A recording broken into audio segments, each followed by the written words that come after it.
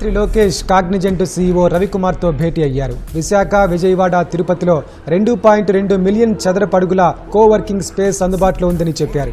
AI, quantum computing వంటి వాటిలో high skilled work ఫోర్స్ను తయారు చేయడానికి ఏపీ ప్రభుత్వంతో భాగస్వామ్యం కావాలని లోకేష్ విజ్ఞప్తి చేశారు. కాగ్నిజెంట్ టెక్నాలజీస్లో పనిచేస్తున్న 80,000 మంది ఉద్యోగులను టైర్ 1 నుంచి టైర్ 2 నగరాలకు మార్చేందుకు ప్రణాళికలు సిద్ధం చేశామని కాగ్నిజెంట్ సీఈఓ రవికుమార్ తెలిపారు. విశాఖలో 1,582 కోట్ల రూపాయల పెట్టుబడితో ఐటీ క్యాంపస్ ఏర్పాటుకు కాగ్నిజెంట్ టెక్ సొల్యూషన్ సంస్థ ముందుకొచ్చింది.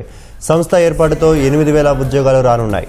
ప్రపంచ స్థాయి క్యాంపస్ను స్థాపించడానికి సిద్ధంగా ఉన్నట్లు కాగ్నిజెంట్ వెల్లడించింది. ఐటీ హబ్గా విశాఖ ఎదుగుదలలో కీలక అడుగు పడింది. ఐటీ సంస్థ కాగ్నిజెంట్ శాశ్వత క్యాంపస్ నిర్మాణానికి శంకుస్థాపన జరిగింది. కాగ్నిజెంట్ సంస్థలకు ముఖ్యమంత్రి చంద్రబాబు, మంత్రి లోకేష్ శంకుస్థాపన చేశారు.